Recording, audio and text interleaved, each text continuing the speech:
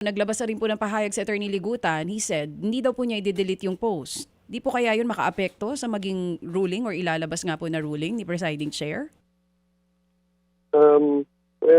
We will see, no? But I'm sure kung meron hong maging kautosan dyan ng presiding officer, we will abide by it, no? But let's also wait, no, for his official response, no, dun sa manifestation made against him. Binigyan naman ho siyang pagkakataon ng presiding officer na magsalita din sa pagdinig sa Lunes. Oo nga po, attorney. Pero sa prosecution side, kayo po ng mga kasamahan yung abogado dyan. Sir, suportado niyo po ba na hindi niya buburahin yung post?